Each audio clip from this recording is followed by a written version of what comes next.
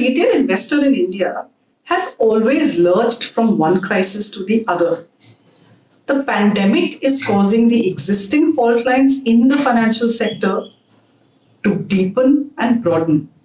We've lurched from the crisis of debt funds having bad credit events to a cooperative bank failing, then Yes Bank having its problem and the whole story of the missell of the 81 bonds, and now the Franklin Templeton shutting the 6 schemes and then the case being in court.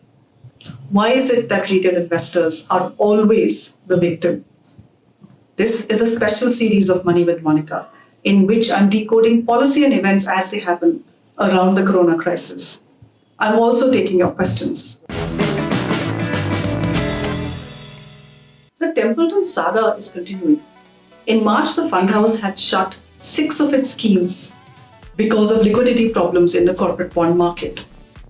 Investors, of course, were really upset. And they've taken to all kinds of ways to protest. Written letters to SEBI, written letters to PM, FM, to people in the media. They've taken huge social media campaigns of mutual funds, sahi nahi hai. They have asked for a government takeover of the entire fund house. Some of the high net worth investors have now gone to court, and there are cases filed across the country in different courts. And there is right now, as I speak, a stay on the decision of Templeton to wind up these 6 schemes. But this behavior is not new. This protest of the retail investor, the writing to FM, PM, writing to people in the media. Retail investors have just gone from crisis to crisis. Why is this so? Why is it that we don't have a good redress system in place? And why do the same problems keep happening again and again? I think the answer we will find in the structure of the Indian retail finance market. And this market is broken. Let's take a look why. The first reason actually takes us back a little bit in history. When India moved from the government control to freer markets, the government has set up regulators to develop the markets and also protect the interests of consumers.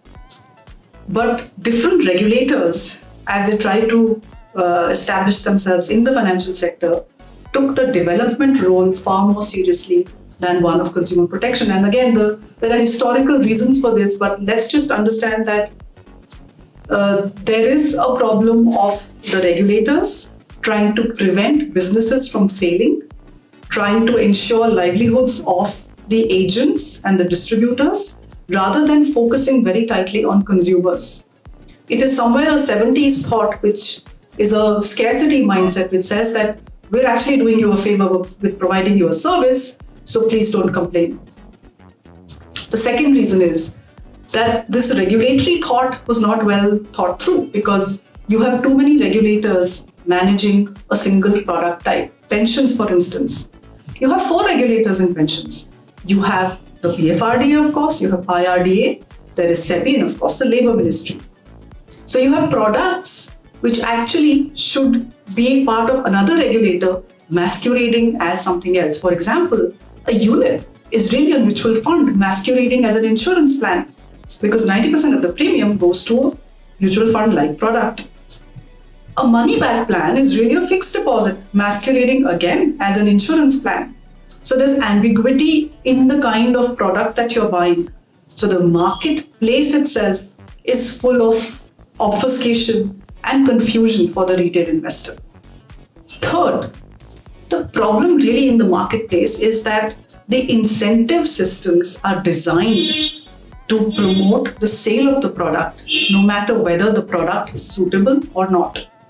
So the incentive structure which is embedded into products encourages sharp sales, mis-selling, fraud, as we see in insurance.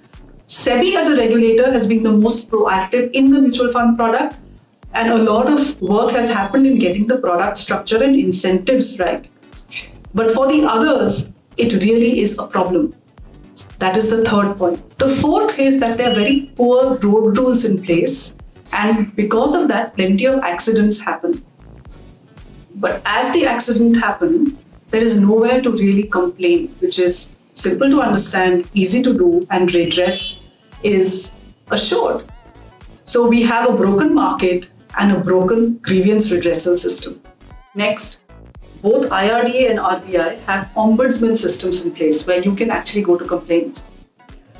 But anybody who's actually been through the system knows that by the time the elephant moves through the python, there's very little elephant left in terms of the time taken, the kind of paperwork you have to do.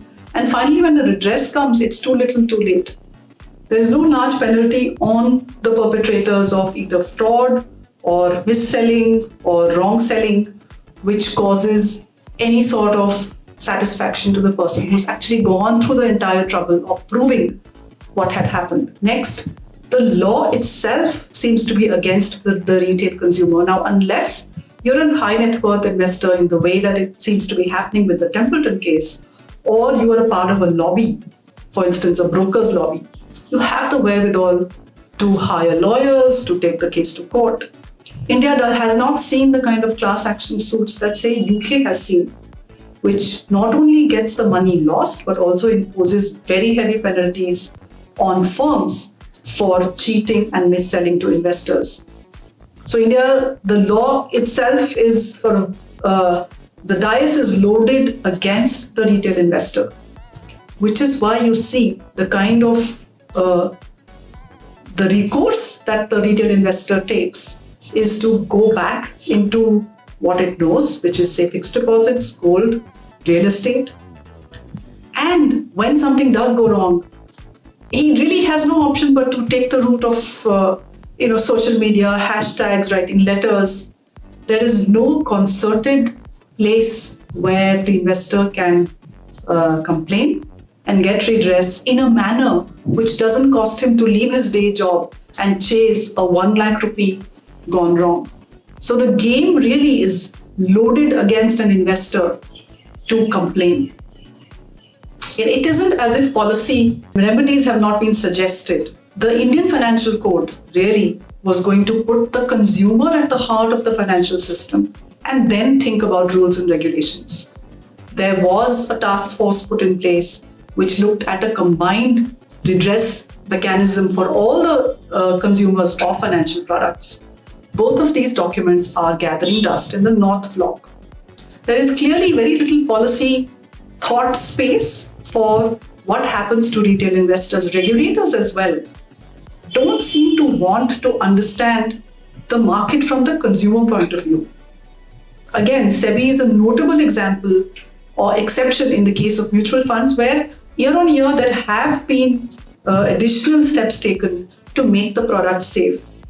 But especially when the product is being sold by entities outside of a SEBI's sphere of regulation, there is very little control on what, say, a bank manager is going to say when selling a product. What can we do as retail investors? There are products we don't understand, there are rules which are too tough, the contracts obfuscate, the disclosures are not that clear. The only thing right now, one thing of course is that there is no MyBab for a retail investor. You will have to remain with products that you understand. You will have to really understand the fact that higher rewards will come with higher risk. There is no free lunch. So if a bank is offering you a higher interest rate as compared to, say, a public sector bank, why would it do that? There is going to be slightly higher risk with an entity which is offering you a higher return. So it's your money. Marketplace is actually full of sharks, and you will have to learn to navigate. The one thing which policy will need to do finally in this phase is that we have to move to what I call a seller beware market. Now, what is that? We live in a world which is buyer beware, which means that firms are going to put out information and products, and as investors, we need to learn about these products, understand, and then buy. So the responsibility is mine when I buy something.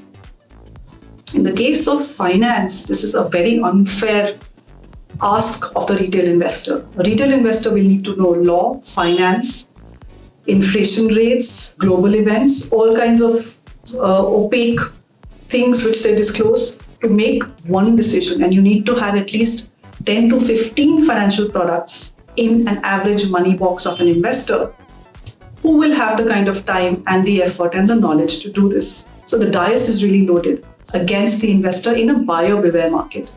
I'm saying what we need is a seller beware market where the responsibility of a suitable sale is on the person selling it.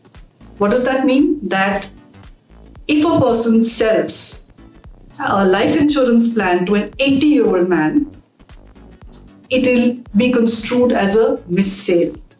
It is not a suitable product. If an 81 bond is sold to a retired person who is clearly seeking safety of his money and regular return, it will be construed as a missale. The onus will be on the person selling, which would mean penalties, losing his license, and not being able to sell products in the market ever again. We are a long distance away from such a market, but that is really the way to go. On this slightly grim note, that's all that I have today. I will be back with more, so do continue writing into me at moneywithmonika@livein.com. Until next time, stay healthy and stay wealthy.